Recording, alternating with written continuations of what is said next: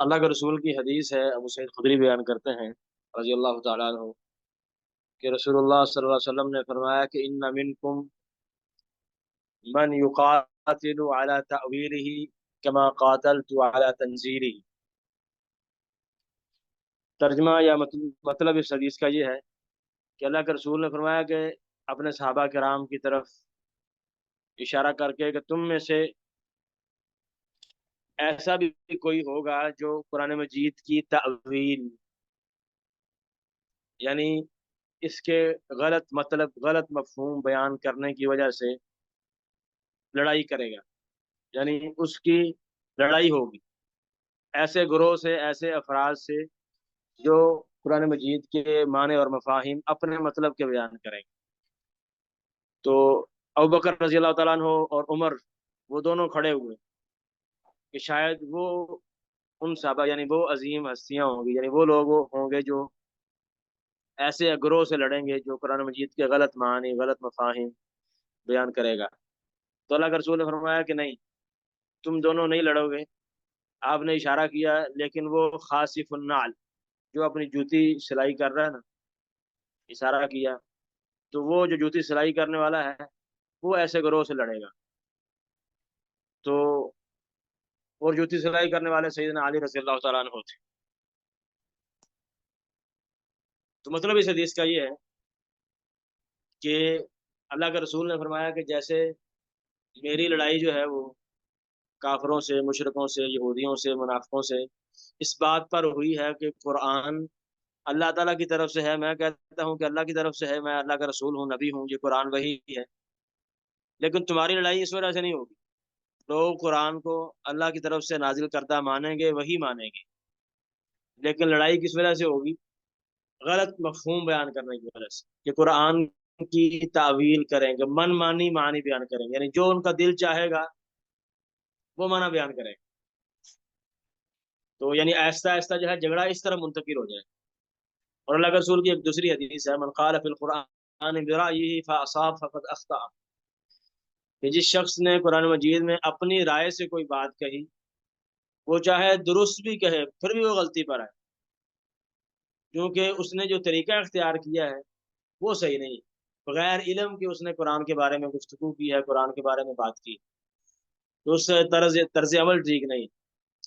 تو مطلب یہ ہے کہ قرآن مجید جو ہے یہ کوئی ایسی کتاب نہیں ہے کہ ہر آیت کا جو بھی شخص آئے اپنا مفہوم بیان کر دے، جو اس کی عقل میں آئے وہ اس کا مفہوم بیان کر کے اس سے استدلال کرنا شروع کر دے، بلکہ اللہ تعالیٰ نے، اللہ کے رسول نے قواعد و ضوابط بیان کیے ہیں کہ جس کی دن کو بنیاد بنا کر جو ہے وہ قرآن مجید کو سمجھا جائے گا۔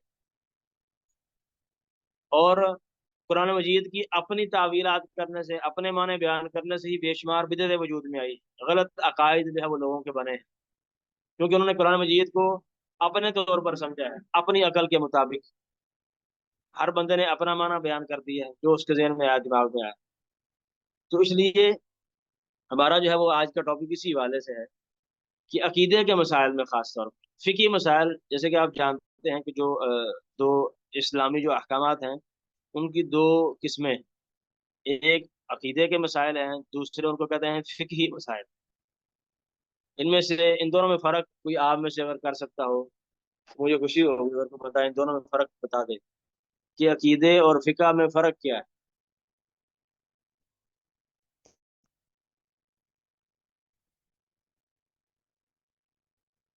سر میں کر دوں اگر آپ کی اجازت ہو تو؟ جی جی بالکل۔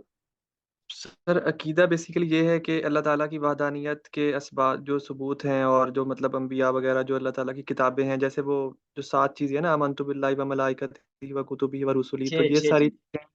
سوری 6، تو یہ ساری چیزیں جو ہیں یہ عقیدے میں آ جاتی ہیں۔ اور جو فقہ ہے تو وہ کہنا ہے کہ وہ انڈرسٹینڈنگ ہے، آگے سے انڈرسٹینڈنگ، اس میں کہ ہر بندہ اس میں سے اپنا مطلب نہ نکالے، بلکہ جس طرح سے چیز پریزنٹ کی گئی ہے اس کو اسی کے کانٹیکسٹ میں رہ کے دیکھا جائے اور اس کو اسی طرح سے انڈرسٹینڈ کیا جائے، تو یہ فقہ ہے۔ چلے ماشاء اللہ، آپ نے اچھی کوشش کی ہے۔ کوئی اور ہے؟ جی، زہرا عارف صاحب۔ سر یہ جو فقہ ہوتی ہے نا، جو اسلام کے قوانین اور احکام ہے نا، ان کی ایکسپلینیشن ہوتی ہے۔ قرآن و حدیث کی روشنی میں، اور جو عقیدہ ہے وہ بھائی نے بالکل صحیح بتایا کہ جو بنیادی طور پہ ایمان اور یقین کے مجموعے کو کرتے ہاں جی، ہیں۔ شاباش، دونوں کا بہت بہت شکریہ، دونوں کا جواب مل کر درست ہو گیا ہے۔ تو مطلب یہ ہے کہ آپ مختصراً یہ سمجھ رہے ہیں عقیدہ جو ہے وہ انسان کی سوچ، نظریہ، اس کو کہتے ہیں، جو اس کا بلیف ہوتا ہے، جن چیزوں پر وہ بلیو کرتا ہے۔ جیسے بھائی نے مثالیں دی ہیں کہ اللہ تعالیٰ پر ایمان لانا، فرشتوں پر، آخرت کے دن پر، رسولوں پر، کتابوں پر، تقدیر پر، یہ ساری چیزیں ہمارے عقائد میں شامل ہیں۔ نماز کی فرضیت کو ہم مانتے ہیں، زکوٰۃ کی فرضیت کو، حج کو، وغیرہ وغیرہ، شراب کے حرام ہونے کو۔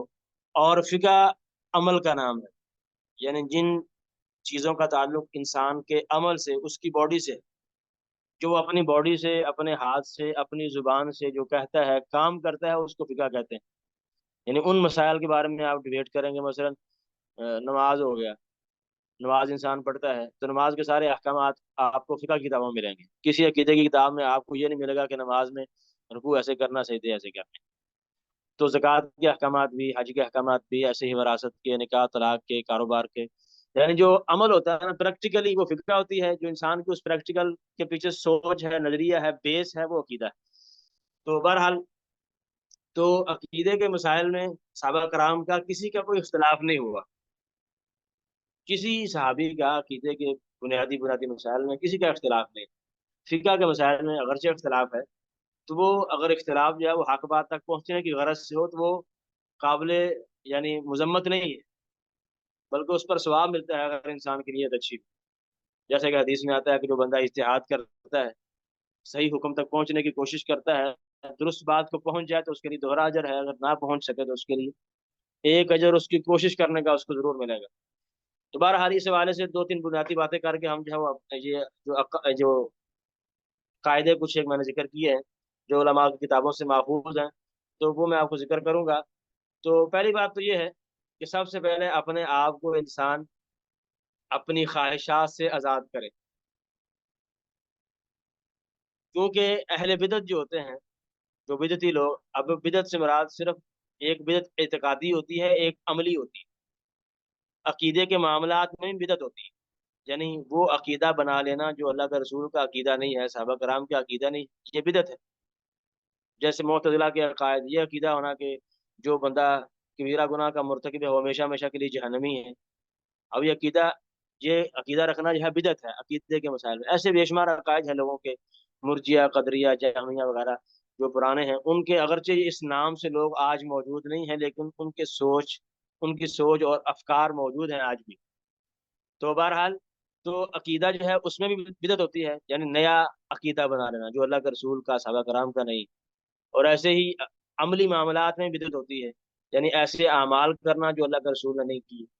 تو جو بدعتی لوگ ہوتے ہیں، وہ اصل میں ان کی رغبت، ان کی خواہش یہ ہوتی ہے کہ وہ بدعت وہ ایجاد کر لیتے ہیں، اپنا ایک نظریہ، ایک سوچ بنا لیتے ہیں، پھر اس بدعت کو، اس کی تائید میں سپورٹ کرنے کے لیے وہ جا کے ڈھونڈتے ہیں قرآن کی آیت یا حدیث،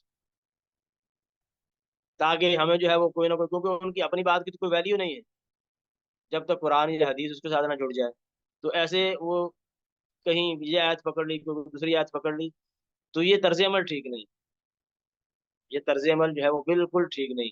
جیسے کہ اصل میں ہونا کیا چاہیے کہ انسان جو ہے وہ پہلے جو ہے وہ قرآن مجید کی تلاوت کرے، اس کے مفاہیم کو سمجھے، احادیث سے احادیث کا مطالعہ کرے۔ قرآن مجید کو پڑھنے کے بعد، احادیث کا مطالعہ کرنے کے بعد جو اس کو سمجھ آئے وہ عقیدہ بنائے، وہ سوچ بنائے، وہ فکر اس کی ہونی چاہیے، اس کے مطابق اس کا طرز عمل بھی ہونا چاہیے۔ یعنی پہلے علم ہے، پڑھنا ہے، سیکھنا ہے، اس کے بعد سوچ بنے۔ جو اہل بدعت ہے، یہ بنیادی ترین فرق ہے جو ہمیں سمجھنا ضروری ہے، یہ بڑا بنیادی نقطہ ہے۔ یہ آپ سمجھ لیں شیعہ، قادیانی، یہ دیگر جو گمراہ فرقے ہیں، بریلوی یا دیگر جو غلط جو ہے نا عقائد کے حامل ہیں، تو انہوں نے کیا کیا ہوتا ہے کہ پہلے وہ اپنی سوچ ان کی بنی نہیں ہوتی، اب ان کا مقصد یہ نہیں ہوتا کہ ہم نے قرآن پڑھ کے پھر جو ہے اپنی سوچ بنانی، بلکہ انہوں نے پہلے اپنی سوچ، ایک نقطہ نظر طے کیا ہوتا ہے، پھر جو ہے وہ اس کی تائید میں قرآن کی آیت ڈھونڈتے رہتے ہیں کہ کہیں نہ کہیں سے کچھ ہے، ہمیں کچھ نہ کچھ مل جائے تاکہ ہماری اس بات کو تقویت پہنچ جائے۔ تو یہ طرز عمل ٹھیک نہیں. اصل کوشش کیا ہونی چاہیے کہ انسان پہلے قرآن کی تلاوت کرے، احادیث کا مطالعہ کرے، پھر جو ہے وہ جو سمجھ آئے اس کو عقیدہ بنائے. یعنی قرآن اور حدیث کو مقدم کرے، ان کو جو ہے پیروی کرے. اللہ کے رسول کا حکم جہاں بھی آ جائے، چاہے وہ اپنی اس کی منشا کے، اپنی رغبت کے، اپنی خواہش کے خلاف ہی کیوں نہ ہو، سرنڈر کر دے. اور یہی چیز اسلام کہتا ہے. اسلام کا معنی بھی یہی ہے کہ انسان جو ہے وہ اللہ تعالیٰ کے احکامات کے سامنے سرنڈر کر دے. جو اللہ نے کہہ دیا، اللہ کے رسول نے کہہ دیا، جو ہے وہ آپ کو سمجھ آئے نہ آئے، آپ کی عقل میں وہ بات داخل ہو نہ ہو، مینوان ویسے ہی مان لیں. اور اسی وجہ سے اللہ تعالیٰ نے، اللہ کے رسول اللہ تعالیٰ نے ابوبکر رضی اللہ عنہ کو مقام عطا کیا معراج کے موقع پر. جیسے کہ میں نے آپ کو پہلے ذکر بھی کیا ہے شاید، کہ معراج کے موقع پر جو ہے وہ اللہ کے رسول نے آ کر بتایا کہ رات کو میں معراج پر گیا. یعنی راتوں رات جو ہے وہ بیت المقدس سے ہو کر ساتوں آسمان سے ہو کر واپس بھی آ گئے. تو ابو جہل کو پتہ چلا تو انہوں نے جا کے فوری جو ہے بکر کے پاس آئے اور کہا کہ ایک بندہ جو ہے وہ یہ کہتا ہے کہ وہ راتوں رات مکہ سے نکلا، بیت المقدس گیا، بیت المقدس سے ساتوں آسمان پر، اور راتوں رات واپس بھی آ گیا. تو کیا تم جو ہے وہ اس کی بات کو مانو گے؟ ابو بکر نے فوری کہا کہ کہنے والا کون؟ تو ابو جہل نے کہا کہ کہنے والا جو ہے وہ آپ کا نبی، جن کو تم نبی مانتے ہیں، رسول اللہ صلی اللہ علیہ وسلم. تو اللہ کا ابو بکر نے فوری کہا کہ اگر نبی نے کہا ہے، محمد نے کہا ہے، تو پھر ٹھیک، میں اس کو تسلیم کرتا ہوں. تو اسی وجہ سے یعنی جیسے ہی انہوں نے سنا کہ رسول اللہ نے کہا ہے، تو ان کی بات میں عقل میں چیز داخل ہو یا نہ ہو، فوری تسلیم کرنے کا نام یہ ہے اطاعت.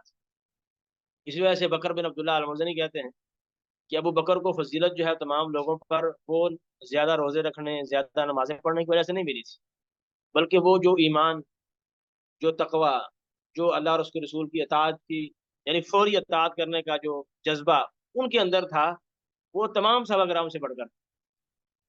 تو اس لیے اصل چیز انسان کے اندر یہ ہونی چاہیے کہ بجائے جو ہے پہلے انسان سوچ بنائے، بعد میں جو ہے اس کی تائید میں دلیلیں ڈھونڈتا رہے قرآن کی یا حدیث کی، یہ بالکل جو ہے غلط روش ہے، غلط طریقہ کار ہے. اور یہ اہل بدعت کا یہی رویہ ہے. اور انسان کو اللہ تعالیٰ سے ہدایت کی دعا بھی کرنی چاہیے کہ اللہ تعالیٰ جو ہے اس کو حق بات کی توفیق دے، حق بات تک پہنچنے کی، اس پر عمل کرنے کی، اور اس پر قائم رہنے کی توفیق دے. اللہ کا رسول جو ہے دعا کیا کرتے تھے، اللہ رب جبریل جبرائیل و میکائیل و اسرافیل. اور اس کے آگے جو آتا ہے، یہ دعا استفتاح میں آپ پڑھتے تھے کہ اہدنی لما اختلف فیہ من الحق باذنک، کہ اللہ مجھے تو ہدایت دے، انک تہدی من تشاء الی صراط مستقیم، تو ہی ہدایت دینے والا ہے سیدھے راستے. تو اس لیے انسان کو اللہ تعالیٰ سے ہر وقت ہدایت کی دعا کرتے رہنا چاہیے. اور یہی جو ہے ہم دعا کرتے ہیں ہر نماز میں، ہر رکعت میں سورہ فاتحہ کی تلاوت کرتے ہیں. سورہ فاتحہ میں صرف یہ ایک دعا ہی ہم مانگتے ہیں، اور اگر انسان فرض نماز پڑھے تو 17 مرتبہ صرف یہ دعا مانگتا ہے، صرف فرضوں میں، اہدنا الصراط المستقیم. تو اس سے انسان کو ہدایت کی اہمیت کا اندازہ ہونا چاہیے کہ ہدایت کتنی عظیم نعمت ہے، کہ اللہ تعالیٰ نے ہر نماز میں، ہر رکعت میں اس کا مطالبہ یعنی دعا کرنے کو کہا ہے کہ تم اللہ سے یہ ہدایت مانگو. اور انسان کو ہدایت پر اللہ کا شکریہ بھی ادا کرنا چاہیے کہ اللہ تعالیٰ نے اسے جو ہے وہ راہ راست پر رکھا ہوا ہے. بہت سے ایسے عقل مند افراد ہیں کہ اپنے آپ کو دنیاوی معاملات میں بڑے عقل مند سمجھتے ہیں، جو اور لاکھوں اربوں کروڑوں پتی، لیکن جو ہے وہ دین کے معاملے میں قبر پر جا کے سر جھکا رہے ہوتے ہیں. لوگوں سے ہے وہ پیروں فقیروں سے ننگے تڑنگے جو ہیں بالکل، جنہوں نے کبھی نہایا نہیں ہوتا، ان سے جا کے اپنی مرادیں مانگ رہے ہوتے ہیں. جو بالکل عقل، یہ توفیق نہیں ہے، توفیق الہی نہیں. تو اس لیے انسان کو ہدایت پر اللہ تعالیٰ کا شکر ادا کرنا چاہیے بارہا مرتبہ جتنا ہو سکے. تو اب جو ہے ہم اپنی بات شروع کرتے ہیں. تو یہ تمہید تھی کہ، اور یہ بات آپ نے ذہن میں رکھنی ہے کہ جو اہل بدعت کا طریقہ ہے، جو ان کی روش ہے، کہ وہ پہلے اپنا نظریہ بناتے ہیں، سوچ بناتے ہیں، پھر جو ہے وہ اس کی تائید میں قرآن کی آیت یا حدیث تلاش کرتے ہیں کہ کہیں نہ کہیں سے ہمیں کچھ نہ کچھ مل جائے تاکہ ہماری بات میں وزن پیدا ہو جائے. حالانکہ یہ طریقہ کار بالکل غلط ہے. ہونا چاہیے کہ انسان قرآن کو سمجھنے کے بعد، احادیث کو سمجھنے کے بعد، جو چیز اس کو سمجھ آئے اور صحابہ کرام کے اقوال کو سامنے رکھ کر پھر جو ہے وہ عقیدہ بنائے، پھر سوچ بنائے، پھر نظریہ بنائے. تو علماء نے عقیدے کے مسائل میں خاص طور پر، کیونکہ عقیدے کا مسئلہ جو ہے بڑا حساس ہے، عقیدے میں اختلاف کی گنجائش نہیں. یہ میں نے آپ کو فرق اس لیے بتایا ہے کہ عقیدے کے مسائل میں اختلاف کی گنجائش نہیں. فقہ کے مسائل میں اختلاف کی گنجائش موجود ہے، صحابہ کرام کا اختلاف ہوا بھی ہے، اس کے بعد تابعین کا، تبع تابعین کا، ائمہ کرام کا اختلاف ہوا ہے. تو اور اختلاف جو ہے وہ دلیل کی بنیاد پر ہو، حق بات تک پہنچنے کی کوشش ہو، تو وہ قابل مذمت نہیں ہے، بلکہ اس کی شریعت نے تائید کی ہے اور اس کو اجر و ثواب عطا کرنے کا وعدہ دیا ہے۔ لیکن عقیدے کے مسائل میں اس طرح کی کوئی بات بھی قابل قبول نہیں ہے۔ صحابہ کرام کا کسی بھی عقیدے کے مسئلے میں اختلاف نہیں ہوا۔ اب سب سے پہلا قاعدہ، یعنی یہ اوپر عنوان یہ ہے کہ عقیدے کے مسائل میں اہل سنت والجماعت کا استدلال کرنے کا طریقہ، یعنی وہ قرآن کی نصوص کو، احادیث کو کس طریقے سے سمجھتے ہیں، طریقہ کار کیا ہے، طرز عمل کیا ہے، اس کی وضاحت۔ سب سے پہلا اور اہم ترین قاعدہ یہ ہے کہ متکلم کی مراد کو سمجھنا۔ اور آپ جی جانتے ہیں کہ اصل میں بات کرنے کا مقصد بھی الفاظ نہیں ہوتے، بلکہ الفاظ کے اندر جو معنی ہوتے ہیں وہ مراد ہوتے ہیں۔ الفاظ کے اندر جو معنی چھپے ہوتے ہیں وہ مراد ہوتے ہیں۔ اس لیے جو ہے آپ گونگا بندہ کو جو ہے وہ آپ سے اشاروں میں بات کرے تو آپ اس کی، اگر آپ اشارے سمجھتے ہیں تو آپ اس کا معنی اور مراد سمجھ جاتے ہیں، اگرچہ وہ اس نے لفظ کو بھی نہیں بولا۔ اس لیے اصل چیز جو ہے وہ لفظ نہیں ہوتے، بلکہ ان لفظوں سے جو انسان اگلے بندوں تک پہنچانا چاہتا ہے، معنی مفہوم، وہ مراد ہوتا ہے۔ قرآن بھی ایسے ہی، قرآن کے الفاظ نہیں مقصود صرف، بلکہ الفاظ کے اندر جو معانی ہیں وہ بیان کرنا مقصود، کہ ان معانی کو سمجھا جائے۔ ایسا بالکل ہرگز نہیں ہے کہ قرآن کی کوئی بندہ آیت پڑھ کے اور اس کا معنی اور مفہوم جو ہے وہ اپنے طور پر بیان کرے، جو اس کو سمجھ آئے وہ معنی بیان کرے۔ اور قرآن جو ہے یہ یعنی فصاحت و بلاغت والی کتاب، اور قرآن اتارنے کا مقصد بھی اللہ تعالیٰ کا لوگوں کے لیے ہدایت، تاکہ لوگوں کو ہدایت ملے۔ یہ اللہ تعالیٰ کی طرف سے رحمت ہے، یہ اس کی طرف سے نصیحت اور خیرخواہی بھی ہے لوگوں کے لیے۔ اللہ تعالیٰ نے قرآن میں فرمایا کہ ذالک الکتاب لا ریب فیہ ھدی للمتقین، کہ یہ کتاب جو ہے کتاب ہدایت۔ اور اسی سورہ بقرہ کی آیت میں فَإِنَّهُ نَزَّلَهُ عَلَىٰ قَلْبِكَ بِإِذْنِ اللَّهِ مُصَدِّقًا لِمَا بَيْنَ يَدَيْهِ وَهُدًى وَبُشْرَىٰ لِلْمُؤْمِنِينَ، یہ کتاب جو ہے ہدایت۔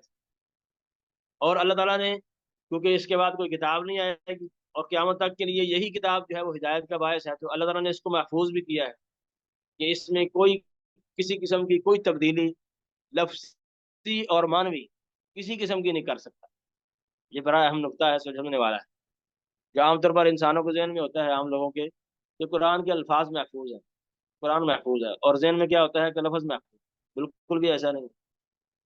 قرآن جو ہے وہ اللہ تعالیٰ نے اس کے الفاظ بھی محفوظ کیے ہیں، معانی بھی محفوظ کیے ہیں، کیونکہ اگر لفظ محفوظ ہیں معنی محفوظ نہیں ہے تو لفظ محفوظ کرنے کا مقصد ہی ختم ہو جاتا ہے۔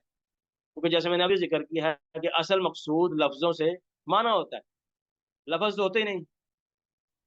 اور قرآن مجید میں اس میں بالکل بھی تناقض بھی نہیں ہے، یعنی یہ نہیں ہے کہ قرآن کی کوئی آیت دوسری آیت سے ٹکراتی ہو۔ قرآن کی آیت ہے سورہ نساء کی، افلا يتدبرون القرآن ولو كان من عند غیر اللہ لوجدوا فيه اختلافا كثيرا، کیا وہ قرآن میں غور و فکر نہیں کرتے؟ اگر یہ قرآن کسی اور کی طرف سے ہوتا تو اس میں اختلاف ہوتا، تو یہ اللہ کی طرف سے ہے، اس میں اختلاف نہیں۔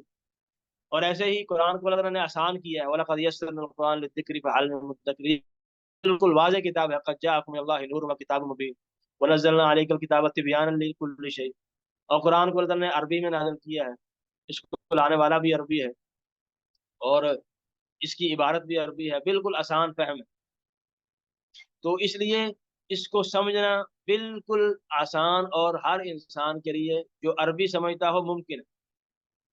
تو سب سے پہلا اہم نقطہ یہ ہے کہ قرآن کی آیات پڑھتے وقت، احادیث پڑھتے وقت اللہ تعالیٰ کی مراد کیا ہے، اللہ کے رسول کی مراد کیا ہے، وہ سب سے اہم پوائنٹ ہے۔ کیونکہ ہمیں مقصود جو ہے مراد الہی ہے اور اسی کی اتباع کرنے کا ہمیں حکم دیا گیا ہے۔ تو سب سے پہلا قاعدہ یہ ہے کہ متکلم کی مراد کو سمجھنا، یعنی اللہ تعالیٰ نے اپنی آیات سے، قرآن مجید کی آیات مبارکہ سے جو مراد لیا ہے وہ سمجھا جائے، اور جو اللہ جو معنی اور مفہوم مراد لیا ہے وہ سمجھے۔ اچھا، سمجھنے کا طریقہ کار یہ ہے جو اگلا قاعدہ ہے کہ سمجھنا کیسے۔ دوسرا قاعدہ وہ اسی سے متعلقہ ہے کہ اصول اور ضابطہ یہی ہے کہ قرآن و سنت کی نصوص سے ان کا ظاہری معنی ہی مراد لیا جائے، یعنی جو ظاہراً، یعنی جو قرآن کی آیت پڑھ کے ہمیں سمجھ آ رہا ہے،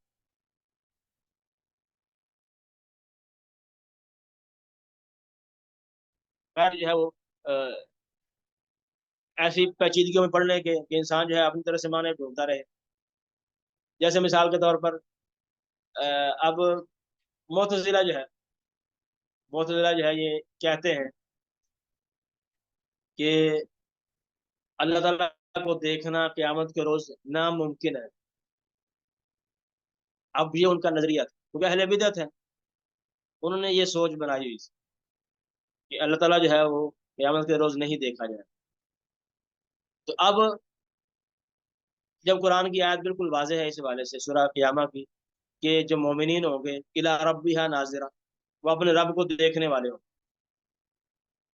अपने रब की तरफ देखेंगे। तो उन्होंने इस आयत का नाज़िरा का माना जो है वो अरबी ज़बान में बिल्कुल वाज़ेह है कि देखने के माने में आता है। तो अब उन्होंने क्या माना बयान किया है कि नाज़िरा जो है वो देखने के माने में नहीं है, बल्कि इंतजार करने के माने, तावील करते हुए। हालांकि इंतजार अगरचे इसका माना आता है, लेकिन उलमा ने इसका जवाब दिया है कि इंतजार नाज़िरा नज़ारा यंजुरु का तब आता है जब इसके साथ इला ना आए। जब इला आ गया है तो इसका माना 100% देखना ही है।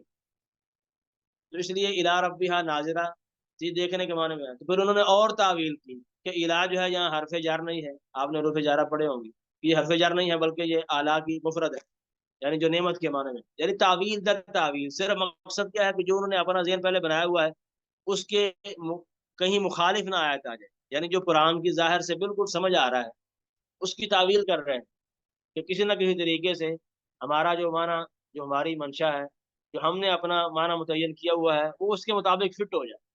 ये बिल्कुल गलत तरीका है, जो उसका ज़ाहिरी माना है ही नहीं। तो ज़ाहिरी माना वो है जो कुरान की आयत सब पढ़ने के फौरी बाद समझ आता है, जो सियाक से समझ आ रहा है, सियाक व सबाक से। जैसे जो है अल्लाह ताला फरमाते हैं सूरह ज़ारियात में, मा मनाअका अन तस्जुदा लिमा खलक़तु बियदी, सूरह साद में, कि मा मनाअका अन तस्जुदा लिमा खलक़तु बियदैया, कि ऐ शैतान तुझे किस चीज ने रोका था कि तू उसको सजदा करे जिसको मैंने अपने दोनों हाथों से पैदा किया। अब यहाँ दोनों हाथों से मुराद अल्लाह ताला का हकीकी हाथ है। अब इससे मुराद ये लेना कि यहाँ हाथों से मुराद हाथ नहीं बल्कि नेमत और कुदरत मुराद है, ये बिल्कुल नामुमकिन है, क्योंकि यदुन का लफ्ज जो है वो हाथ के माने में बिल्कुल जाहिर है। अरबी जुबान का जब यदुन का लफ्ज बोला जाता है तो जो सबसे पहले इंसान के जहन में आता है वो हाथ का माना आता है। ऐसे ही दूसरी आयत में आता है सूरह दुखान की, ज़ुक़ इन्नका अंतल अज़ीज़ुल करीम, कि जहन्नमियों को कहा जाएगा कि तुम अजाब को चखो, इसका मजा चखो। बेशक तुम दुनिया में बड़े जो है वो इज्जत वाले थे, बड़े जो है वो शान शौकत वाले थे, लोग तुम्हारी इज्जत किया करते थे। तो अब यहाँ जो है वो ज़ुक़ का मतलब क्या है, उनकी तजलील मकसूद है, इहानत करना मकसद है, जलील करना उनको। तुम जो है दुनिया में तुम बड़े बनते थे, अल्लाह के हुक्म की नाफरमानियां करते थे, धज्जियां उड़ाते थे, तो आज जो है तुम उसका मजा चखो। यहाँ ज़ुक़ से मुराद जो है वो टेस्ट करना नहीं है कि इंसान उससे मजे मजे मजे लेकर टेस्ट करे, क्योंकि सियाक व सबाक इसकी दिलालत कर रहा है कि यहाँ क्योंकि अजाब का सियाक है, अजाब दिया जा रहा है, तो यहाँ मकसद उनको जलील करना है, उनकी इहानत मकसद। तो मतलब ये है, ऐसे ही मसलन वहु अल काहिरु फौqa इबादिही, कि अल्लाह ताला जो है वो अपने बंदों के ऊपर है। तो ऊपर से मुराद यहाँ बिल्कुल वाज़ेह समझ आ रहा है कि अल्लाह ताला जो है वो अर्श के ऊपर, आसमान ऊपर है, यानी जहते उलूम में है, हर जगह नहीं। तो ये कायदा बड़ा अहम है कि कुरान और सुन्नत के नसूस से जो ज़ाहिरी माना आएगा, यानी जो आयत पढ़ने के बाद, हदीस पढ़ने के बाद जो समझ आएगा फौरी तौर पर सियाक व सबाक से, उसके माने से डायरेक्टली, बगैर किसी तावील के, बगैर किसी जो है वो तावीलें करने के, वो माना मुराद लिया जाएगा। अब अगला कायदा, ये सारे आपस में मरबूत हैं, जुड़े हुए कायदे। अब कुरान को समझने के लिए अल्लाह ताला ने क्या तरीकाकार बताया है कि वही की तफसीर वही से करना, वही की तफसीर वही से की जाए। मतलब क्या है कि अल्लाह ताला ने कुरान मजीद को नाजिल किया है, ये अल्लाह की कलाम।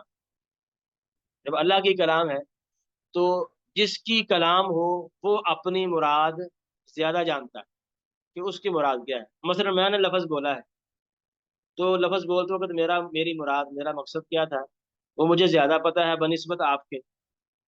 तो ऐसे ही जब कुरान मजीद अल्लाह ताला की कलाम है तो अल्लाह ताला की इस आयत से, इस लफ्ज़ से, इस सूरत से क्या मुराद है वो बेहतर जानता है।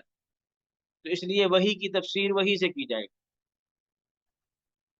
तो यानी मतलब क्या है वही की तफसीर वही से, ये कि कुरान वही कुरान की तफसीर कुरान से की जाए, कुरान की तफसीर जो है वो सुन्नत से की जाए।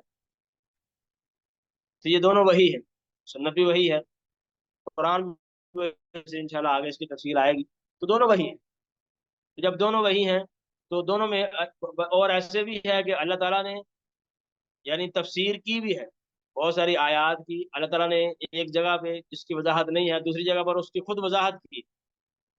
जैसे इहदिनस सिरातल मुस्तकीम सिरातल लज़ीना अनअमता अलैहिम, कि अल्लाह हमें सीधा रास्ता दिखा, उन लोगों का रास्ता जिन पर तेरा इनाम किया गया। अब इनाम किन लोगों पर हुआ है सूरह निसा में उसकी वजाहत मौजूद है। उलाइका अल्लज़ीना अनअम अल्लाहु अलैहिम मिनन नबिय्यीन वस्सिद्दीकीन वश्शुहदा वस्सालिहीन, नबियों पर, सिद्दीकीन पर, शुहदा पर और नेक लोगों पर। तो इन पर अल्लाह का इनाम हुआ है। और ऐसे ही मसलन मिसाल के तौर पर वस्समाई व तारिक वमा अदराका मत तारिक, के आसमान की कसम और तारक की कसम, वमा अदराका मत तारिक, तुझे क्या इल्म कि तारिक क्या क्या चीज़ है। आगे खुद ही बता दिया कि तारिक जो है अन्नजुम साकिब, जो सितारे का नाम। तो अल्लाह ताला ने खुद वजाहत की है बेशुमार आयात की कि, और उलमा ने इस हवाले से किताबें भी लिखी। और सबसे उम्दा तरीन किताब जो इस हवाले से यानी कुरान की तफसीर कुरान से करना, इस हवाले से उम्दा तरीन किताब जो है इमाम शनकीती रहमहुल्लाह की अज़वाउल बयान है, अज़वाउल बयान फी ईज़ाहिल कुरान बिल कुरान। तो उसमें उन्होंने तमाम वो आयात जिनकी दूसरी आयात तफसीर करती हैं, वजाहत करती हैं, वो सारी इकट्ठी करके उनकी वजाहत की। तो मतलब यह है कि अल्लाह ताला ने खुद कुरान की एक आयत की, एक माने की, एक लफ्ज़ की वजाहत दूसरी आयत में की है। और अल्लाह के रसूल ने भी ये तरीकाकार इख्तियार किया है कि आपने कुरान की एक आयत पढ़ी, मिसाल के तौर पर अल्लज़ीना आमनू वलम यल्बिसू ईमानहुम बिज़ुल्म, कि वो लोग जो ईमान लाए और उन्होंने अपने ईमान के साथ जुल्म की आमेज़श नहीं की, यही वो लोग हैं जो अमन वाले हैं और हिदायत याफ्ता हैं। तो सहाबा कराम को इस बात की समझ नहीं आई कि जुल्म से मुराद क्या है। तो उन्होंने समझा कि शायद जुल्म से मुराद जो है वो शिरक है, जुल्म से मुराद जो है वो हर तरह का जुल्म है। ये ना टाइम मेरा ख्याल कितना रह गया आपके पास, शो हो रहा है?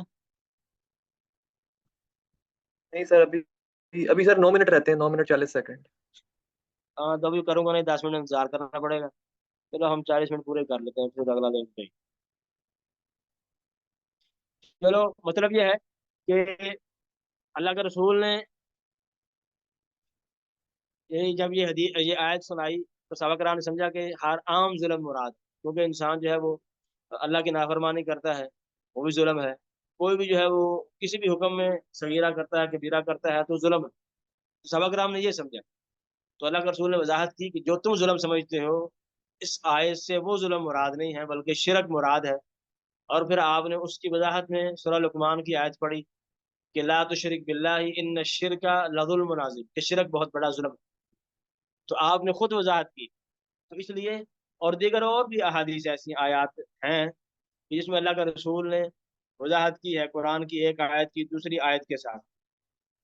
और ऐसे ही कुरान की जो है वजाहत करना सुन्नत के साथ भी,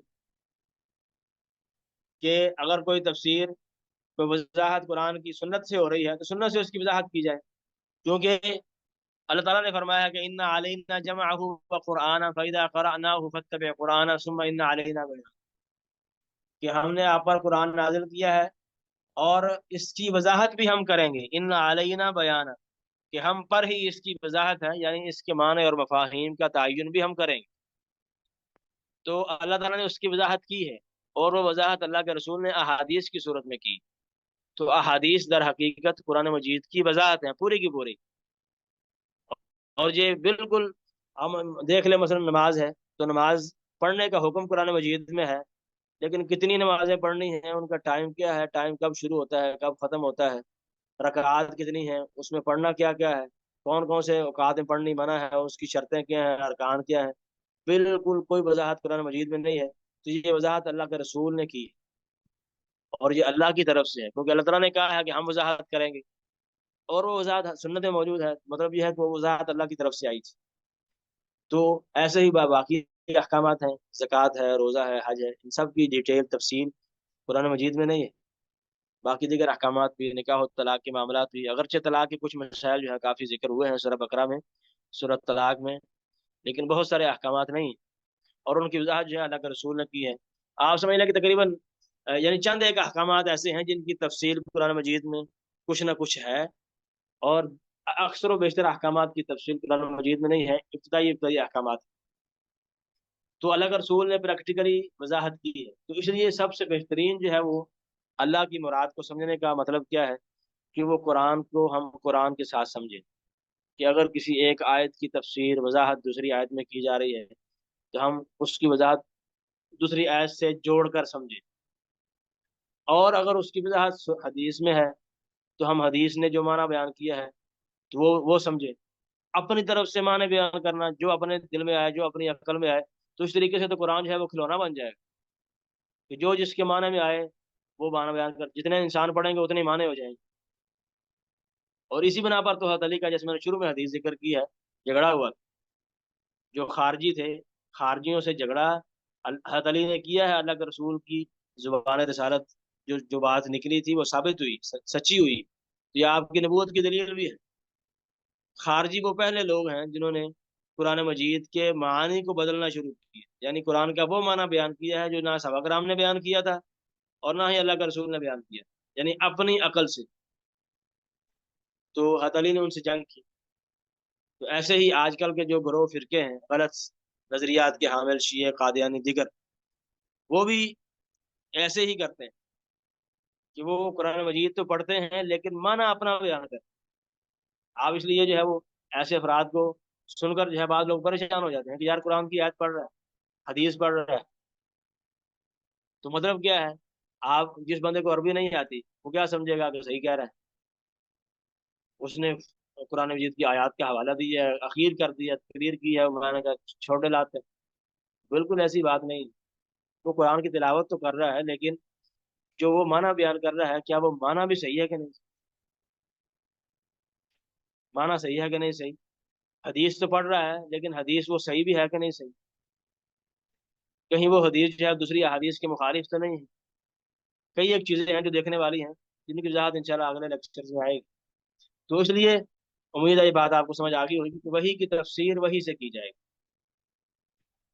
اور چوتھا قاعدہ جو ہے وہ عربی زبان کی معرفت، قرآن و سنت کے صحیح فہم کی بنیاد، اور اس کی وضاحت کی ضرورت نہیں ہے۔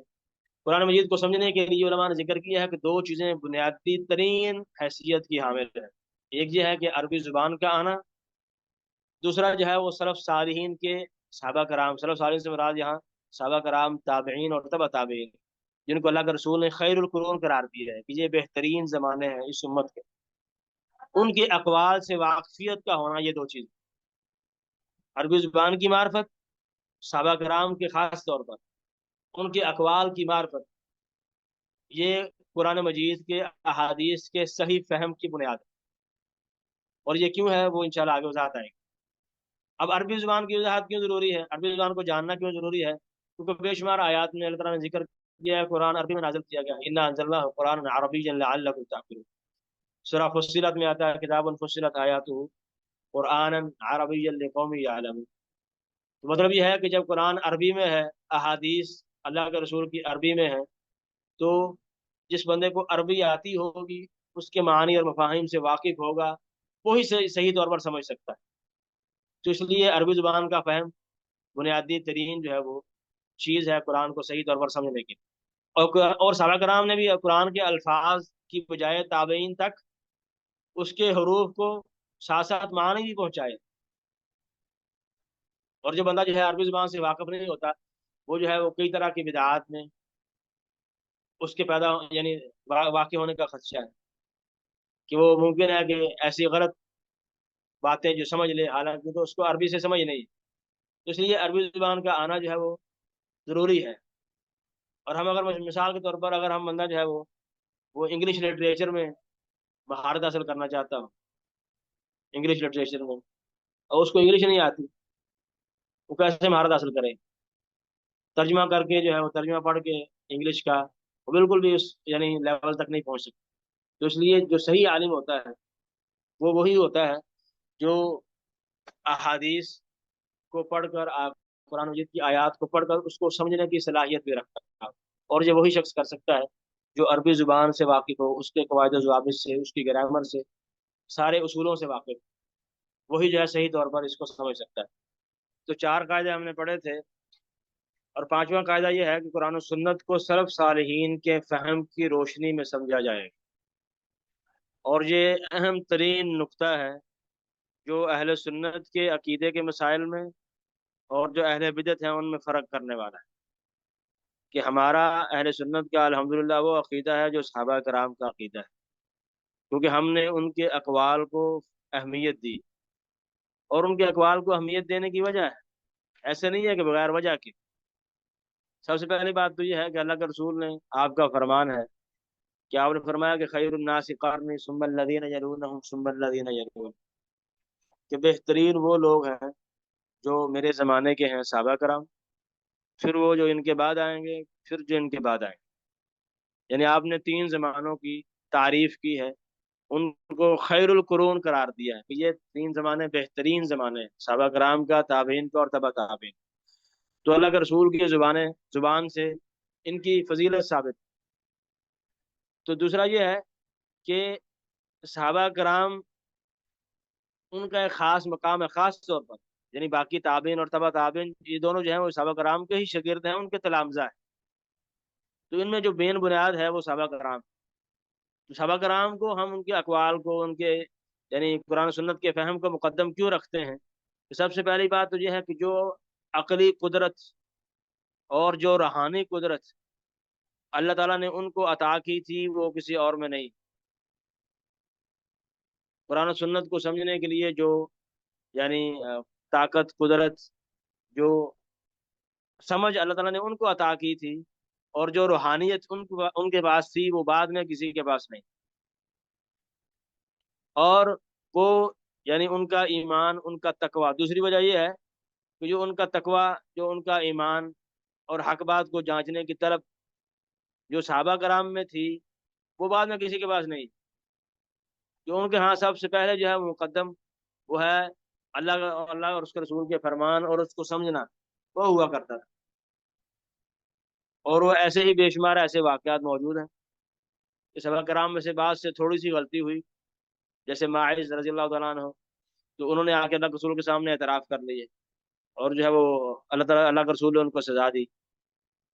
تو مطلب یہ ہے کہ جو ان میں ایمان، تقوی، نیکی، ورع جو ان میں تھا، حق بات تک پہنچنا، اللہ کے رسول کی مراد کو پانا اور آپ کی مراد کو پا کر اس کو عمل کرنا، یہ ان کو، جیسے حضرت ابن عمر کہتے ہیں کہ ہم میں سے جو سورہ بقرہ سیکھ لیتا تھا ہمارے ہاں وہ بہت بڑا بن جاتا تھا، یعنی ہمارے ہاں وہ ایک بڑا مقام مرتبے والا شخص ہو جاتا تھا۔ 8-10 سال لگا کر وہ سورہ بقرہ سیکھتے تھے۔ 8-10 سال لگا سیکھنے کا مطلب یہ ہے کہ انہوں نے قرآن کو بھی سیکھا ہے، اس کے معانی اور اس پر عمل بھی کیا ہے، تو یہ مطلب ہے۔ تو صحابہ کرام میں جو ایمان، تقوی، نیکی تھی وہ بعد میں کسی کے پاس نہیں۔ اور جو ابھی میں نے قاعدہ بیان کیا ہے، جو عربی زبان کی معرفت، عربی کی اسالیب سے واقفیت ان کو تھی وہ کسی اور کو نہیں، کیونکہ وہ اس دور کا جو ان کا وقت تھا، جو ان کا زمانہ تھا، وہ عربی زبان کے انتہائی عروج کا زمانہ ہے۔ اس لیے تو اللہ تعالیٰ نے قرآن مجید کو بطور معجزہ کا نازل کیا ہے کہ تم جو ہے وسعت و بلاغت میں یا وہ اپنے یعنی اپنا لوہا منواتے ہو، قرآن کی طرح جو ہے فصیح و بلیغ کلام لا کر دکھاؤ۔ تو صحابہ کرام کا زمانہ جو ہے وہ وسعت و بلاغت میں اپنی انتہا کو تھا، اور صحابہ کرام بھی فصیح و بلیغ تھے، اللہ کے رسول بھی سب سے افصح العرب تھے، اور یعنی اس دور کی جو لغت تھی، جو عربی زبان کی معرفت صحابہ کرام کو تھی وہ بعد میں کسی کے پاس نہیں۔ اور قرآن کو سمجھنے کے لیے عربی زبان کی معرفت، اس کے اسالیب سے آگاہی ضروری ہے۔ اور ایسے ہی، اور یہ بڑا اہم نقطہ ہے اگلا، کہ انہوں نے قرآن مجید نازل ہوتا دیکھا ہے، ان کے سامنے قرآن نازل ہوا ہے، ان کو پتہ تھا کہ فلاں آیت کس موقع پر، کس بیک گراؤنڈ میں، کس کے بارے میں نازل ہوئی۔ تو اگر مثلا مثال کے طور پر آپ جو ہے صرف اس بات کو ذرا مزید وضاحت کرنے کے لیے کہ آپ جو ہے مثلا آپ کے سامنے کوئی جو کار کا حادثہ پیش آیا ہے، 2 کاریں آپس میں ٹکرا گئی، اب آپ نے بالکل اپنی آنکھوں سے پورا سین دیکھا ہے شروع سے لے کر آخر تک، کہ کیسے ایک کار ادھر سے آئی، دوسری ادھر سے آئی، اور کیسے وہ ٹکرائیں، کون مرا، کس کا نقصان ہوا، وغیرہ وغیرہ۔ اب جو ہے وہ جو اس موقع پر پولیس والے یا جو انویسٹیگیٹ کرنے والے ہیں وہ فوری ایسے بندے کو تلاش کرتے ہیں جس نے موقع پر موجود تھا. کیوں؟ اس وجہ سے کہ جو حقیقت، جو وضاحت وہ کر سکتا ہے، جس کو وہ بتائے گا وہ نہیں کر سکتا اتنی. اگر وہی قصہ جو ہے وہ کسی اور کو خبر دے، بتائے جا کے کہ میں نے ایسے ایسے دیکھا ہے، تو دونوں میں فرق ہوگا. کیونکہ ایک بندے نے وہ چیز بیان کی ہے جو اس نے اپنی آنکھوں سے دیکھی ہے، اس کا مشاہدہ کیا ہے بالکل بغیر کسی شک شبے کے، دوسرے کو آپ نے خبر دی ہے. دونوں میں زمین آسمان کا فرق ہے. تو صحابہ کرام نے جو قرآن ان کے سامنے نازل ہوا ہے، کس کے بارے میں نازل ہوا، کب کب کون سی آیت آئی، کس نے کیا سوال کیا، کس بیک گراؤنڈ میں، پوری تفصیلات ان کے سامنے تھی. اور ایسے ہی پانچواں نقطہ یہ اور اہم ہے کہ جو ہدایت، جو علم، جو معرفت اور اللہ کے رسول کی دعائیں اور اللہ تعالیٰ کی رضامندی کا اظہار اور جو انعامات، جو اکرام اللہ تعالیٰ نے ان کو دیا ہے، کسی اور کو دیا ہی نہیں. قرآن مجید کی بے شمار آیات میں ان کی فضیلت ثابت ہے. اللہ تعالیٰ نے بلکہ ان کے ہدایت کو، ان کے ایمان لانے کو ہمارے لیے کسوٹی قرار دیا ہے. فَإِنْ آمَنُوا، سورہ بقرہ کی آیت ہے 137 نمبر. فَإِنْ آمَنُوا بِمِثْلِ مَا آمَنْتُمْ بِهِ فَقَدِ اهْتَدَوْا، کہ اگر تم ایمان اس طریقے سے لاؤ گے جس طریقے سے صحابہ کرام ایمان لائے ہیں تو پھر تم ہدایت یافتہ ہو. یعنی صحابہ کرام کا ہدایت پر ہونا، ان کا صاحب ایمان، یعنی ان کا ایمان ہمارے لیے کسوٹی اور معیار ہے کہ اگر ہمارا ایمان اس کسوٹی پر پورا اترے گا تو پھر ہم صحیح راستے پر ہیں، ورنہ صحیح راستے پر ہے ہی نہیں. تو اس لیے صحابہ کرام، یہ جو چند ایک وجوہات علماء نے ذکر کی ہیں، یہ بڑی امپورٹنٹ ہے. تو صحابہ کرام کا یعنی ان کا مقام ہے قرآن و سنت کو سمجھنے میں. تو مطلب کیا ہے، کیسے سمجھا جائے؟ یعنی ان کے اقوال کو، کہ جس مسئلے پر ان کا اتفاق ہوا ہو سب کا، تو وہ تو ماننا سب پر واجب ہے، اور یہ بالاجماع حجت ہے. اور یہ تیسری معتبر دلیل ہے قرآن سنت کے بعد اجماع. تو اگر ان کا کسی مسئلے میں اختلاف ہوا ہے، یعنی چند ایک صحابہ کرام کا ایک قول ہے، دوسرے کا دوسرا قول ہے، تو ہم انہی کے قول میں سے کسی ایک کو اختیار کریں گے جو دلیل کے زیادہ قریب ہوگا. اور ایسے ہی جو طریقہ کار، جو منہج، جو طرز عمل، جو اسلوب انہوں نے اختیار کیا ہے قرآن کو سمجھنے کا، احادیث کو سمجھنے کا، وہ اختیار کیا جائے گا. تو اس لیے صحابہ کرام کے اقوال کو بنیادی حیثیت حاصل ہے قرآن مجید کو سمجھنے میں. بلکہ قرآن مجید کی تفسیر جو ہے وہ تیسرے نمبر پر اگر کی جائے گی تو صحابہ کرام کے اقوال سے کی جائے گی. سب سے پہلے جو میں نے آپ کو اوپر بتائی ہیں، وہی کی تفسیر وہی سے کرنا، قرآن کی تفسیر قرآن سے، پھر سنت سے.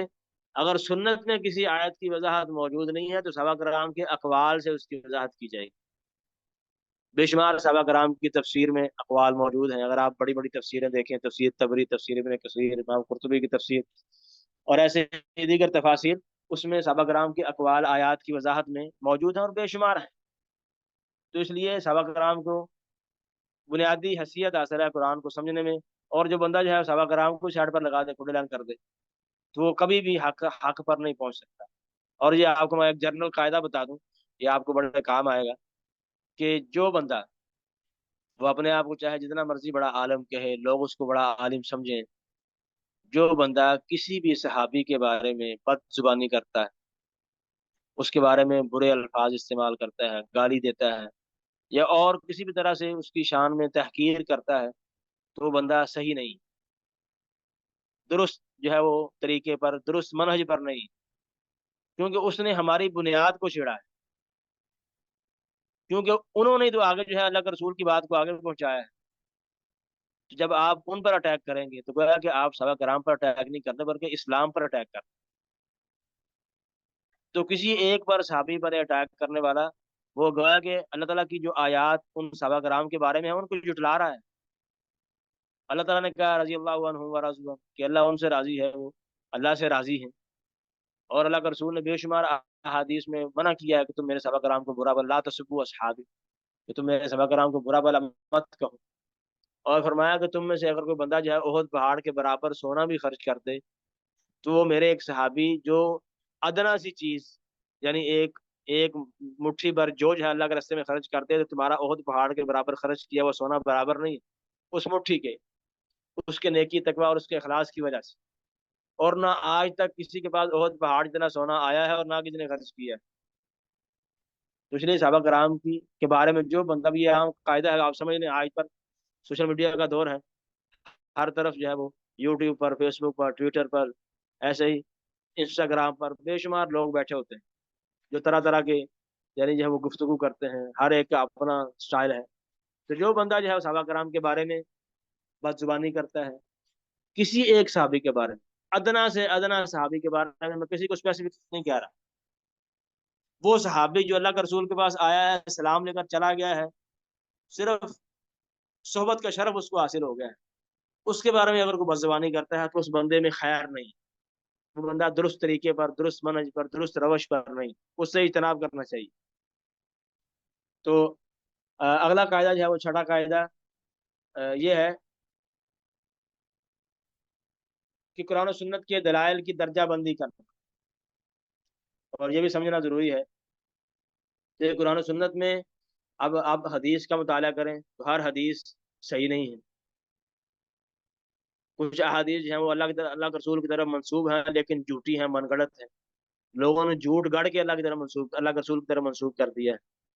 تو اس لیے کیا وہ منہجین کے نے جو محدثین نے جو اصول حدیث بیان کیے ہیں، ان معیارات پر وہ حدیث پوری اترتی ہے کہ نہیں اترتی، یہ جانچ پڑتال کرنا ضروری ہے۔ ایسے ہی بعض حدیث جو ہے وہ اس کا معنی بالکل واضح ہوتا ہے، کچھ حدیثیں یا قرآن کی آیتیں ایسی ہیں جن کا معنی واضح نہیں، تو ان کو بھی سمجھنا چاہیے۔ مثال کے طور پر سورہ بقرہ کی آیت ہے والمطلقات یتربصن بانفسہن ثلاثۃ قروء، کہ اب طلاق یافتہ عورتیں جو ہیں وہ 3 حیض انتظار کریں گے۔ قروء کا معنی جو ہے نا، قروء کا معنی یہ عربی زبان میں پاکی کے ایام پر بھی بولا جاتا ہے اور مینسز کے ایام پر بھی، دونوں پر بولا جاتا ہے برابر۔ تو اب اس سے کیا مراد ہے، اس آیت سے یہ واضح نہیں ہو رہا، تو کیا کیا جائے گا، دیگر آیات سے، دیگر احادیث سے اس آیت کو سمجھنے کی کوشش کی جائے۔ تو اس لیے یہ بھی بڑا اہم قاعدہ ہے کہ قرآن مجید کے یعنی جو نصوص ہیں قرآن کی، سنت کی، ان کی گریڈنگ کی جائے، درجہ بندی کی جائے کہ کون سی نصوص، کون سی جو ہے آیت اپنے معنی میں بالکل واضح ہے، کون سی واضح نہیں ہے۔ جو واضح نہیں ہے اس کی وضاحت دیگر آیات سے، اللہ کے رسول کی احادیث سے طلب کی جائے، اس آیت کو دیگر آیات کے ساتھ ملا کر سمجھا جائے، اور جو صحیح نہیں ہے اس کو قبول نہ کیا جائے، ضعیف کو، مردود اس کو ٹھکرا دیا جائے، کیونکہ اللہ کے رسول کا فرمان نہیں۔ تو اس کے بارے میں آگے ایک مستقل قاعدہ بھی آئے گا۔ تو اگلا جو قاعدہ ہے 7واں، وہ یہ ہے کہ دلیل کے مفہوم کے قطعی اور ضمنی ہونے کا لحاظ کرنا۔ یہ میں نے ابھی آپ کو ایک مثال دے دی ہے کہ آپ مثال کے طور پر یہی جو مثال ہے والمطلقات یتربصن بانفسہن ثلاثۃ قروء، یہ محکم، بلکہ یہ دوسری مثال ہے، مثال کے طور دوسری ہے، ایک اور مثال ہے کہ اللہ تعالیٰ، اللہ کے رسول نے فرمایا کہ جو بندہ حج کے دوران قربانی کرنے کی جس کے پاس استطاعت نہ ہو، حج تمتع کرنا چاہتا ہے اور قربانی کی استطاعت نہیں ہے، تو وہ بندہ کیا کرے کہ 3 روزے جو ہے وہ حج کے دنوں میں رکھ لے، سورہ بقرہ کی آیت، اور 7 روزے باقی جو ہے واپس اپنے ملک جا کر رکھ، اور فرمایا کہ تلک عشرۃ کاملہ، کہ یہ مکمل 10 روزے ہو جائیں، تو یہ مکمل 10 روزے ہو جائیں گے۔ تو اب اس میں یعنی پورے 10 رکھنے ہیں، کیونکہ عشرۃ کاملہ، تو اس میں کسی قسم کی جو ہے وہ یہ نہیں کہا جا سکتا کہ 10 کی بجائے 11 رکھنے ہیں یا 9 رکھنے ہیں، یہ اپنے معنی میں بالکل قطعی دو ٹوک ہے، اس میں کسی قسم کا ڈاؤٹ نہیں، شک نہیں۔ لیکن بعض اوقات ایسی حدیث ہوتی ہے یا ایسی آیت ہوتی ہے کہ جس کا معنی بالکل واضح نہیں ہوتا، کچھ معنی اس کا واضح ہے، کچھ واضح نہیں۔ مثال کے طور پر اب ایک حدیث ہے کہ اگر انسان اونٹ کا گوشت کھا لے، اللہ کے رسول نے کہ اونٹ کا گوشت کھانے سے انسان وضو کرے، اس سے وضو ٹوٹ جاتا ہے، اگر کوئی انسان وضو باوضو ہو تو اونٹ کا گوشت کھا لے تو دوبارہ وضو۔ اب بعض علماء نے دیگر احادیث کو بنیاد بنا کر یہ کہا کہ نہیں، اونٹ کا گوشت کھانے سے جو آپ نے وضو کرنے کا حکم دیا ہے نا، وہ لازمی نہیں ہے،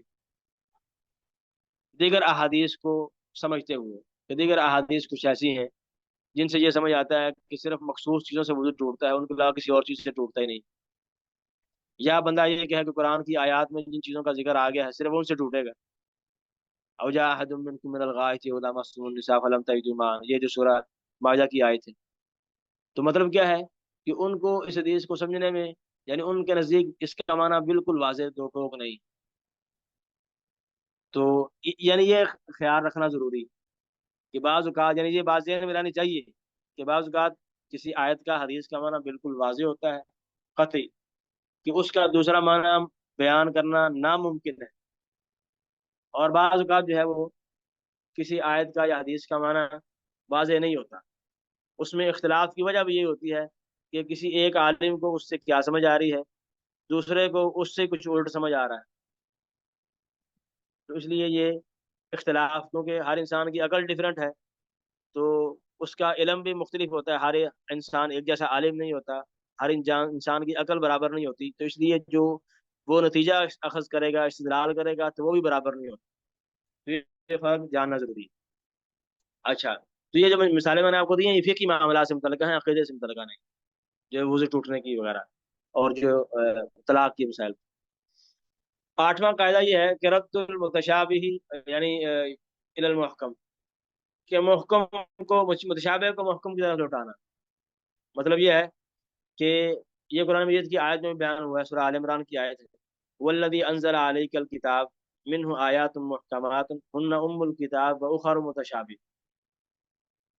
کہ ہم نے قرآن کو نازل کیا ہے، اور قرآن کی کچھ آیات محکم ہیں، کچھ متشابہ، اور آگے فرمایا کہ جس کے دل میں ٹیڑھ پن ہوتا ہے، کجی ہوتی ہے، وہ محکم کے پیچھے نہیں پڑتا، متشابہ کی پیروی کرتا ہے۔ اب محکم کسے کہتے ہیں، متشابہ کسے کہتے ہیں؟ محکم کا معنی ہے جس کا معنی بالکل واضح ہو، دوسرے معنی ہے کہ اس میں گنجائش نہیں، متشابہ وہ ہے جس کے ایک سے زائد معنی ہو سکتے ہیں۔ تو اب مثال کے طور پر، اب جو بندہ ٹیڑھ پن اختیار کرنے والا ہے، غلط روش اختیار کرنے والا ہے، وہ کیا کرتا ہے کہ وہ متشابہ کے پیچھے پڑتا ہے، اور اللہ تعالیٰ نے ایسے بندے کے بارے میں کہا ہے کہ اس کا دل جو ہے وہ ٹیڑھ پن ہے، کجی ہے، وہ صحیح طریقے پر نہیں، اور اللہ تعالیٰ نے یہ آیات جان بوجھ کر ایسے چھوڑی ہیں امتحان کے لیے، کہ محکم آیات ہونے کے باوجود کون ایسا آدمی ہے جو متشابہ کے پیچھے پڑتا ہے۔ مثال کے طور پر، اب عیسائی جو ہیں مثلا، چلو ایک اور مثال جو اسلام سے ہٹ کے ہے، عیسائی اگر استدلال کریں انا نحن نزلنا الذکر وانا لہ لحافظون، اب یہ قرآن کی آیت ہے کہ بے شک ہم نے قرآن کو نازل کیا اور ہم ہی اس قرآن کی حفاظت کرنے والے۔ اب انا جو ہے، یہ اگر آپ گرامر آپ کو انشاءاللہ آتی ہوگی، انا یہ پلورل ہے، جمع کا صیغہ ہے، تو عربی زبان میں جو جمع کا صیغہ ہوتا ہے وہ دو سے زائد پر بولا جاتا ہے، یعنی تین یا اس سے زیادہ، چار، پانچ، 10، 15، 20، اوپر آخر تک جتنے مرضی لے جاؤ، لاکھوں کروڑوں، مطلب یہ ہے کہ ہم نے قرآن کو نازل کیا ہے اور ہم ہی اس کی حفاظت کرنے والے ہیں۔ اب اگر کوئی استدلال کرے اس آیت سے، عیسائی، کہ اس آیت سے جو ان کا عقیدہ تثلیث ہے وہ ثابت ہو رہا ہے کہ ان کے ہاں تین خدا ہیں، اور جمع کا لفظ جو ہے عربی زبان میں کم از کم تین پر بولا جاتا ہے، تو قرآن کی آیت سے جو تمہارا پاس قرآن ہے وہ یہ بتا رہی ہے کہ جمع کا صیغے کے ساتھ انا، کہ ہم نے قرآن کو نازل کیا ہے، یعنی مطلب یہ ہے قرآن کو نازل کرنے والا ایک نہیں تین ہے، یعنی خدا کیا نکلے، نعوذ باللہ، تین۔ تو اس کا کیا جواب دیا جائے؟ کوئی آپ میں سے کوئی اس کا جواب دے؟ بالکل سمپل ہے، کوئی اس میں کوئی ایسی بات نہیں ہے کہ جو انسان، سر قرآن سے ہی جواب دیا جا سکتا ہے اس کا؟ بالکل بے شمار آیتیں ہیں۔ جی سر، وہی جو آپ نے شروع میں بتایا تھا کہ لو کان فیہما آلیۃ الا اللہ لفسدتا، کہ تو مطلب یہ ہے، شاباش، بہت اچھا ہے، جزاکم اللہ خیرہ، مطلب یہ ہے کہ اب یہ آیت، پہلی بات تو یہ ہے کہ انا یہ جمع کا صیغہ آیا ہے، جمع کا لفظ ہے، تو یہ تعظیم کے لیے آیا ہے، تعداد بیان کرنے کے لیے نہیں آیا ہے، اور اگر آپ یہ بات نہ بھی مانیں تو قرآن مجید کی بے شمار آیات میں اللہ نے ذکر کیا کہ اللہ تعالیٰ ایک ہے، وَإِلَٰهُكُمْ إِلَٰهٌ وَاحِدٌ، تمہارا الہ، تمہارا معبود ایک الہ ہے، ایک معبود ہے، قُلْ هُوَ اللَّهُ أَحَدٌ، تمہارا جو ہے وہ اللہ صرف ایک ہی ہے، اللہ لا الہ الا ہوا فعلم انہ لا الہ الا ہوا۔ تو مطلب یہ ہے کہ بے شمار آیات میں اللہ تعالیٰ نے ذکر کیا ہے کہ اللہ ایک ہی ہے، معبود ایک ہی ہے، تمہارا الہ تمہارا رب ایک ہی ہے۔ تو ہم اس آیت کا اگر آپ کو معنی سمجھ نہیں آ رہا تو دیگر آیات کے ساتھ ملا کر سمجھو۔ تو یہ معنی، یہ آیت اس لحاظ سے متشابہ ہوگی عیسائیوں کے لیے۔ تو اب اگر انہوں نے اپنے لیے استدلال کرنا ہے تو دیگر باقی ساری آیات کو چھوڑ کر اس کے پیچھے پڑ گئے، تو یہ طریقہ کار غلط۔ تو دیگر محکم بے شمار آیات موجود ہیں کہ جس میں اللہ تعالیٰ نے، اور احادیث تو سینکڑوں میں، ہزاروں میں، کہ اللہ تعالیٰ جو ہے وہ ایک۔ تو ان سب کو چھوڑ کر جو ہے اس استدلال کے پیچھے پڑ جانا، یہ دل کی کجی کی علامت ہے، اور یہی روش جو ہے وہ، یہی طریقہ جو ہے اہل بدعت کا ہوتا ہے۔ یہ واضح میں رہے آپ کہ اہل بدعت، شیعہ، قادیانی، بریلوی یا دیگر، وہ اس یعنی متشابہ کے پیچھے پڑتے ہیں، محکم کو چھوڑ دیتے ہیں۔ سمپل سی مثال آپ کو دوں گا، آپ کو بات سمجھ آئے گی۔ ٹائم بہت اوپر ہو گیا، میں معذرت چاہتا ہوں، تو بس آگے دو بات سستی سے کر دیں۔ اب بریلویوں کا بڑا مسئلہ ہے۔ اب بریلوی جو ہے نا وہ، اب بعض حدیثوں میں مثال کے طور پر اللہ کے رسول نے کوئی غیب کی خبر دی، اور اس حدیث میں یہ ذکر نہیں ہے کہ اللہ کے رسول نے اللہ کے بتانے سے دی، صرف یہ ہے کہ اللہ کے رسول نے بتایا، غیب کی خبر آپ نے دی، تو وہ اس کو بنیاد بنا کر کہتے ہیں کہ اللہ کے رسول غیب جانتے ہیں، حالانکہ دیگر سینکڑوں احادیث اور آیات قرآن مجید کی جو بالکل واضح ہیں، دو ٹوک ہیں کہ آپ غیب نہیں جانتے، ان کو چھوڑ دیتے ہیں۔ مثال کے طور پر، یہ بات میں نے آپ کو اس لیے کہی ہے تاکہ اس حوالے سے آپ کو کلیئرٹی ہو جائے کہ متشابہ کے پیچھے کیسے پڑتے۔ اب اگر اس حدیث میں جس کو بنیاد بنا کر وہ کہہ رہے ہیں کہ اللہ کے رسول غیب جانتے ہیں، اس میں اگر یہ ذکر نہیں ہوا کہ اللہ کے رسول نے وہ خبر اللہ کے بتانے سے دی ہے، تو دیگر بہت ساری حدیثوں میں ذکر ہے، آیات ہیں ایسی۔ سورہ اعراف کی آیت ہے کہ وَلَوْ كُنْتُ أَعْلَمُ الْغَيْبِ لَاسْتَكْثَرْتُ مِنَ الْخَيْرِ، اگر میں غیب جانتا ہوتا تو میں یعنی اپنے لیے بے شمار خیر اکٹھی کر لیتا۔ سورہ انعام کی آیت ہے، اللہ تعالیٰ کہتا ہے کہ ان کو کہہ دے لا اعلم الغیب۔ سورہ ہود کی آیت ہے کہ لا اعلم الغیب۔ سورہ نمل کی آیت ہے لا يعلم الغیب الا اللہ، کہ غیب اللہ کے علاوہ کوئی نہیں جانتا۔ اس طریقے سے سورہ نوح کی آیت ہے عالم الغیب فلا یظہر علی غیبہ احد، اور احادیث تو بے شمار ہیں۔ اللہ کا رسول جو ہے سیدہ عائشہ پر تہمت لگی، ایک ماہ پریشان رہے، غمگین رہے، اداس رہے۔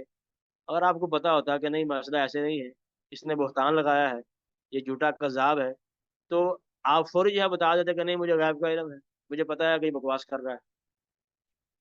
آپ کے دانت مبارک شہید ہوئے احد میں، آپ کے 70 صحابہ کرام شہید ہو گئے، تو اگر آپ کو پتا ہوتا کہ احد میں جانے سے ہمیں نقصان ہوگا تو آپ مدینے سے باہر آتے ہی نہ، مدینہ کے اندر رہ کر دفاع کرتے اپنا۔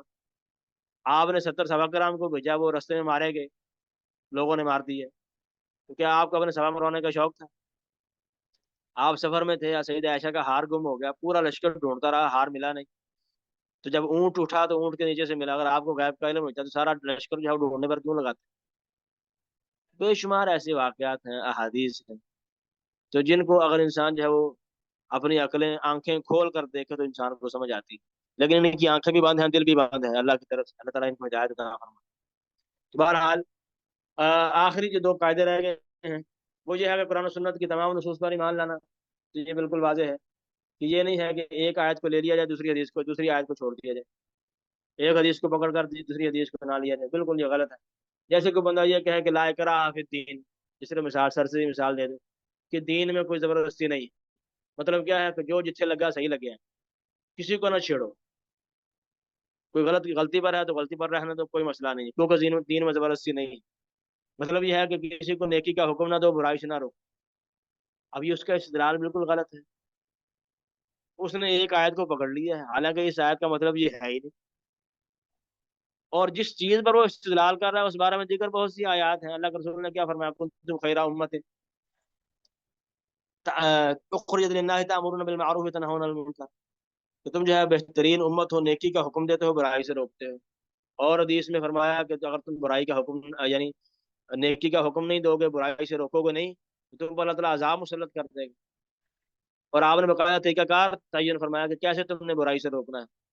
اب یہ ساری احادیث کو چھوڑ کر، ساری آیات کو چھوڑ کر ایک آیت کو پکڑ لیا اور اپنا معنی بیان کر دیا جو اس کی عقل میں آیا ہے صرف، اور ایسے جو بہت سے لوگ کرتے ہیں۔ حالانکہ اس آیت کا لا اکراہ فی الدین کا مطلب یہ ہے کہ دین میں داخل کرنے کے لیے زبردستی نہیں، کسی کو آپ زبردستی مسلمان کرنا جو ہے وہ کسی کے لیے جائز نہیں، لیکن جب اسلام قبول کر لے اس کے بعد اسلام کے احکامات کو ماننا، نافذ کروانا وہ لازمی ہے۔ ابھی اس نے کیا کیا ہے، ایک آیت کو پکڑ کے باقی ساری حدیثوں کو، آیات کو کھٹیلا لگا دیا۔ تو یہ طرز عمل بالکل غلط ہے، صحیح نہیں۔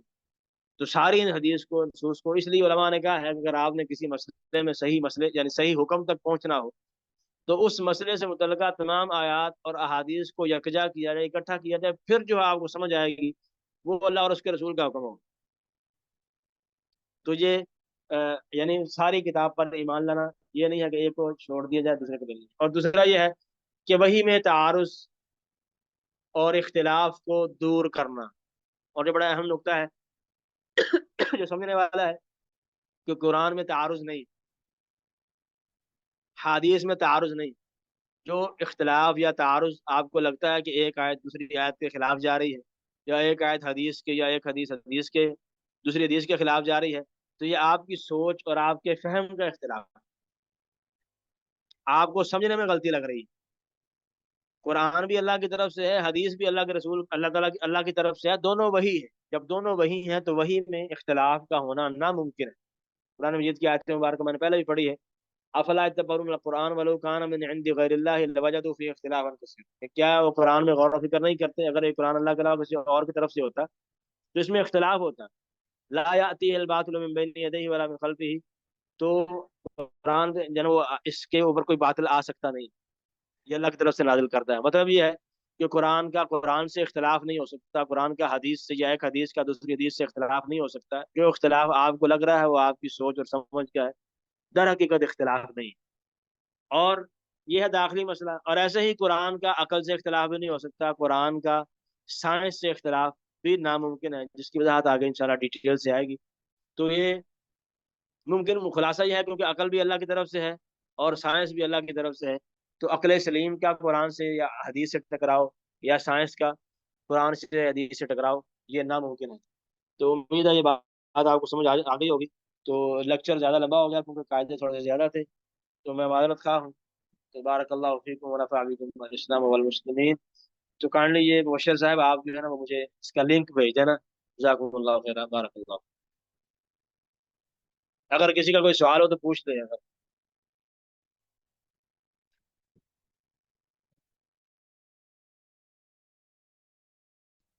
سر یہ لاسٹ پوائنٹ ہے، وہی میں تعارض اور اختلاف کو دور کرنا، اس کا جی یہ جو لاسٹ پوائنٹ ہے وہی میں تعارض اور اختلاف کو دور کرنا، سر وہی میں اختلاف تو ہو نہیں سکتا، تو اس میں یہ جی کیا، اس پوائنٹ کو تھوڑا نہیں، سا انسان کو سمجھنے، ہاں انسان کو سمجھنے میں اختلاف ہے۔ جیسے سیدہ عائشہ نے، اللہ کے رسول نے فرمایا کہ من نوقش الحساب عذب، کہ اللہ کے رسول نے فرمایا کہ جس کے اللہ تعالیٰ نے حساب و کتاب میں پوچھ لیا نا،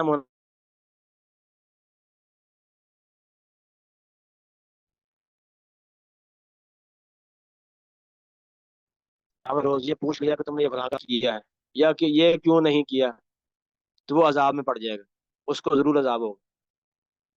سیدہ عائشہ کو اس بات کی سمجھ نہیں آئی، کیونکہ وہ دوسری آیت ان کے سامنے تھی جو سورہ انشقاق کی ہے کہ فسوف یحاسب حسابا یسیرا، کہ اللہ تعالیٰ جو ہے بڑا آسان حساب لے گا۔ تو جب آسان حساب ہوگا تو یہاں آپ کہہ رہے ہیں کہ جس سے حساب لیا جائے گا اس کو عذاب ہوگا، دوسری آیت میں انشقاق میں ہے کہ جس اللہ تعالیٰ جو ہے آسان حساب لے گا، آسان حساب کا مطلب یہ ہے کہ عذاب تو نہیں ہوگا۔ تو سیدہ عائشہ کو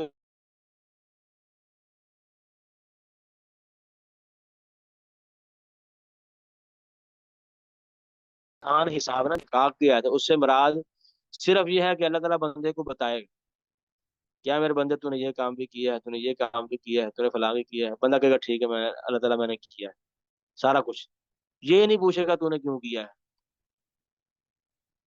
تو جس سے یہ پوچھ لیا کہ تو نے کیوں کیا ہے تو اس کو وہ پکڑا جائے گا، پھر آپ نے اس کی وضاحت۔ تو سیدہ حضرت عائشہ کو پہلے तारुज लगा कि ये हदीस कुरान मजीद की आयत के खिलाफ जा रही, तो उनको ये समझ नहीं आई, तो अल्लाह के रसूल ने फिर उसको वजाहत की कि नहीं, ये खिलाफ नहीं।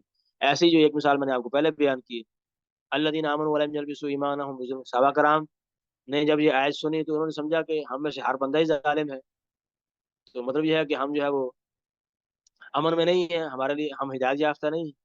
हर बंदा जो है उससे कोई ना कोई छोटी बड़ी गलती हो ही जाती, क्या जुल्म तो हम हर बंदा करता है। तो अल्लाह के रसूल ने बताया कि इस आयत में जुल्म से मुराद वो जुल्म नहीं है जो तुम समझ रहे हो, बल्कि जुल्म से मुराद शिरक। तो फिर आपने उसकी वजाहत की, तो ये मुराद है। यानी उनको लगा कि यानी वो कुरान की आयत जो समझ नहीं रहे थे, अल्लाह के रसूल ने फिर उसकी वजाहत की, तो ऐसे इंसान को समझने में गलती लग सकती। लेकिन दर हकीकत एक और मिसाल आपको आसानी से दी थी, सूरह कसस की आयत है कि अल्लाह ताला ने फरमाया इन्नका ला तहदी मन अहबब्ता, अल्लाह के रसूल को बयान किया जा रहा है कि आप जिसको चाहें हिदायत नहीं दे सकते। और दूसरी आयत में सूरह शूरा की आयत है व इन्नका लतहदी इला सिरातिन मुस्तकीम, कि आप जो है वो सिरात मुस्तकीम की तरफ हिदायत देते हैं, रहनुमाई करते हैं। अब एक बंदा जो है वो समझेगा कि एक एक आयत में अल्लाह के रसूल के लिए हिदायत को साबित किया जा रहा है, दूसरे में उसकी नफी हो रही है, तो बिल्कुल तारुज नहीं। तारुज क्यों नहीं है कि जिस हिदायत की नफी की जा रही है वो और हिदायत है, जिसके इस बात किया जा रहा है वो और है। क्योंकि हिदायत की दो किस्में हैं, एक है कि एक बंदे को सीधा रास्ता दिखाना, गाइडलाइन देना कि सीधा रास्ता ये है, ये आप कर सकते हैं, और उस पर चलाना ये अल्लाह का काम है, तो इसकी नफी की गई। तौफीक जिसे कहते हैं, किसी रास्ते पर चलाने की तौफीक अल्लाह ताला की तरफ से होती है। ऐसे और भी बेशुमार आयतें हैं, जैसे एक आयत में है रब्बुल मशरिकी व रब्बुल मगरिब, कि अल्लाह ताला जो है वो मशरिक का भी रब है, मगरिब का भी रब है। दूसरी आयत में आता है रब्बुल मशारिकी वल मगारिब, कि अल्लाह ताला कई मशरकों का रब है, कई मगरबों का रब है। तीसरी आयत वो इन दोनों के उल्ट है, कि रब्बुल मशरिकैन व रब्बुल मगरिबैन, कि अल्लाह ताला जो है दो मशरकों का रब है, दो मगरबों का रब है। अब ये तीन आयतें हैं। अब जो बंदा पढ़ेगा वो समझेगा कि पहले एक में आयत में एक मशरक कही जा रही है, दूसरी में दो मशरकें हैं, तीसरी में तीन मशरकें और उससे ज्यादा आ गई हैं। ये क्या मतलब है? तो फिर इसकी वजाहत उलमा ने की है कि सूरज जो है वो हर रोज नई जगह से तुलू होता है, नई जगह से गरूब होता है। ये है रब्बुल मशारिकी वल मगारिब। हर रोज सूरज जो है वो, इसलिए आप यानी नई जगह से तुलू होगा, नई जगह जाकर गरूब होगा। जहां वो कल गरूब हुआ था आज नहीं होगा, जहां से वो कल निकला था आज वहीं से निकलेगा, नहीं उसके साथ से निकलेगा, दाएं या बाएं तरफ से। ये मतलब है रब्बुल मशारिक। ऐसे ही रब्बुल मशरिकैन व रब्बुल मगरिबैन, वो दो मशरकों का रब है, दो मगरबों का। मतलब यह है कि गर्मी और सर्दियों का, कि गर्मियों में सूरज के निकलने की जगह और है, गुरूब होने की जगह और है, सर्दियों में और है।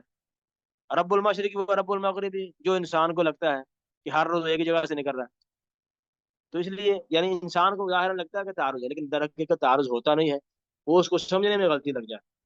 तो मुझे तो बात समझ आ गई हो। जी सर, बिल्कुल। जज़ाकल्लाह खैरन।